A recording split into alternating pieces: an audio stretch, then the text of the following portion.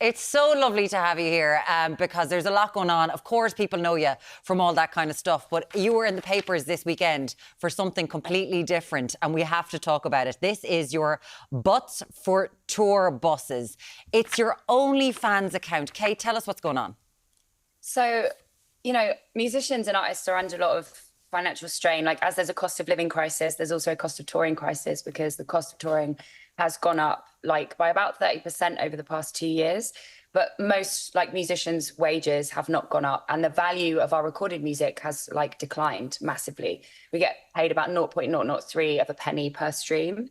I'm just not willing to like cut corners ethically. I want to pay people good wages. I want to like travel safely. And I also want to put on really high quality shows for my fans. So I was like, I need more financial support. And this idea just kind of came to me. I thought it would be like a fun way to start the tour. I didn't realize I'd be like competing with Storm Burt and it'd be Storm Nash, but here we are. Storm Nash is right. Storm Nash. So, Butts for Tour Buses. You're on the tour bus at the minute. Business is going well. It's going very well. Kate Nash 87 is my OnlyFans account. If anybody would like to buy pictures of my bum and support a working musician. And I think I've shined a really important light on an issue that like I talk about a lot, but I've never created this much press about these issues before. You know, my bum is the star. But let's talk about this. In order for you to be a working musician, you figured out a way, and that was to sell pictures of your arse on OnlyFans. Now, arse.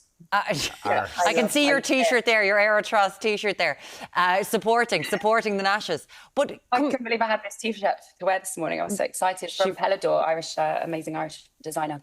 Good shout out. But can you tell us how long did it come up to you to go with sex sells in this industry, and I know I can make money out of this, and that will enable me to do what it is that I am, and that is be a musician.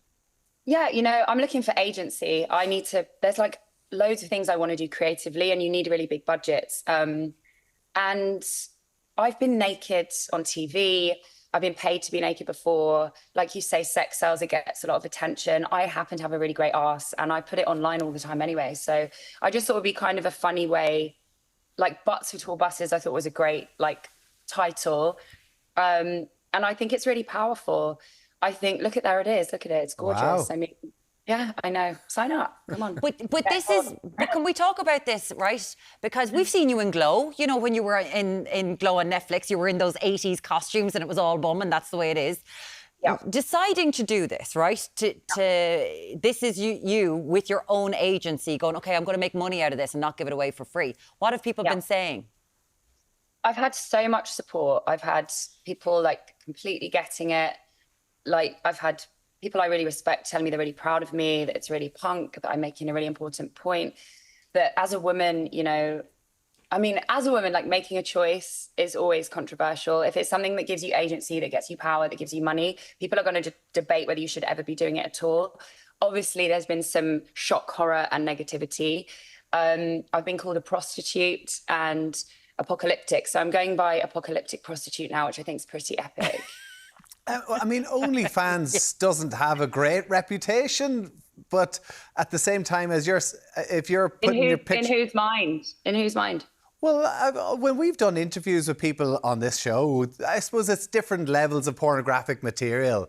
If you're putting up pictures of your bum, I mean, and people are willing to pay for it, good for you. But how far, like, are you going to keep doing this? Like, is this just a short-term ploy to try and fund, you know, this tour? Or what's the long-term goal with this? Well, there's two answers to that question. One is I don't think pornography is bad. I think that sex is really, we're just like so uncomfortable with sex. But women enjoy watching porn as well. Women enjoy having sex.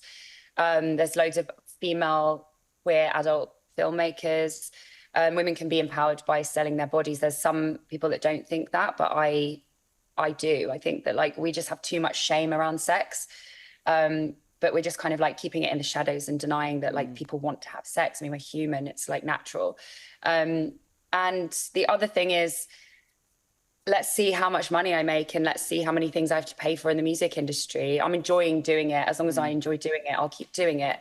And I think that the music industry will collapse. It's completely unsustainable and it's completely failed artists. And in terms of apocalyptic, to me, like having no venues, which there's like 125 venue closures in the UK last year, having no venues, no grassroots culture, like only arena shows and no working class people in music, like that sounds pretty apocalyptic to me. Let's talk about that, because you are raising a point. I think you, and Lily Allen is now, you know, on OnlyFeet, you know, she's selling her feet pictures, and she's made the point that she is making more out of selling one picture than she'll make in a whole week of her music on streaming. Mm-hmm. Do you worry about the future? Because it seems like there is, as you've just said, it is superstars and nothing else. Oh yeah. I'm kind of over worried about it. I've worried about it for a long time. Like, I think that it's going to collapse. It's unsustainable. And we're creating a world where we're saying we don't want diversity or working class people in music because they won't be able to afford to do it. You'll notice that like a lot of artists and bands, it's already happening. So many tours are being cancelled. Tours have been cut in half. You know, what was standard was about like 28 shows in a tour. Now it's like 14. If I'm not doing 14, it's much less for a lot of people. And you'll see that like artists are saying, we just cannot financially make this work, even if we're driving the van ourselves. Some people are figuring out ways to profit. Some people are like overcharging fans for things. Some people are undercutting employees, but like, it's not sustainable and it's already happening. Like, it's kind of, there's two things I think could be done that would massively help, that need to kind of be done quickly. And one is the government have actually encouraged, like stadium arena shows to give £1 of every ticket to the music venue trust and grassroots venues, and they need to hurry up and do that because the music industry are trying to figure out like the mechanics of that. The quicker they do that, that will really help. And the other thing is pay us fairly for our recorded music, because that will solve a lot of issues. We are just not paid fairly, and it's just like not distributed equally. Like you think your $9.99 a month subscription doesn't get equally distributed between like who you're listening to. It's just not, it's not fair and it's not ethical. And I could be blacklisted for talking about it, which is also like a dictatorship. Like I should be able to speak out about my industry and the problems in it and not be punished for having an opinion. Like, I'm sure you grew up dreaming of the success that you've had in performing in front of fans. We had Natasha from Atomic Kitten on there recently and I asked her, would she encourage her daughter and children to go into music? When you're saying that for bands, for people who are playing music, like, do you think, is it an industry that we should be encourage our kids to go into? Because it doesn't sound too glamorous. I think that music is one of the most important things in the whole world. And I think that we should always be encouraging people to make art. If we completely devalue art, like what is the point of even being alive?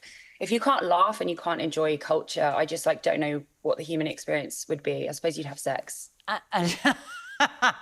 There you go. You got it there. But it's so because everything, obviously people look at you and we've seen all these think pieces being like, but she's Kate Nash, she's Foundation, she was there with Adele and Duffy and Lily Allen, and they were they were singing with their London voices, and we think of all this success and you've been on Netflix. But you're just saying you could be blacklisted, I'm assuming by places like Spotify, because you've decided to have a voice and go, lads, this isn't fair. Is this how it's running now? Come on. No, yeah, totally. I've actually heard stories of like meetings where they've gone, oh, this person spoke out, so we should take them off a playlist. Like that shouldn't be allowed to happen. As I said, I think that should be illegal. I'm not like inside the building, so I don't know like how it's all really going down. I'm totally I'm not really up for speaking to them unless they do something about it, because I've had meetings at Spotify before and it's kind of all this talk of supporting artists. But I think like really the most important thing you can do to support artists is give them money, because otherwise it's becoming a class issue, a gender issue, a race issue, sexuality issue. Like people are being treated differently for like who they are, and it's just not right. Yeah, it's sad, you know, when you think all the music we listen to and the money that we're spending, it's not going to who it should be. Listen, your new album. But I do want to say though, like I do think that people should make music. Like this is one of the most fulfilling things that I do with my life. So I fight to do it. And like, I hope that I'm helping create a better future for young people. And some people have Oh, that's actually my alarm to make sure I'm awake for this interview. I'm so sorry. But some people have said that, you know, like, oh, what about the young women? You're a bad influence. I'm like, no, I'm actually fighting for them to have a decent future. So good on you. I see that a lot in my career. Fair play. If you're listening right now, your latest album is called 9 Sad Symphonies. You can buy it. You can buy the album. You don't have to just stream it. Era Trash, Kate Nash, it's been a pleasure talking to you. You can also find Kate, of course, Butts for Tour Buses. Pleasure talking to you. And you're going to be in so much. Belfast and in Dublin in December as well. Best of luck with that, Kate. Thanks so much for joining us. Thanks, Kate.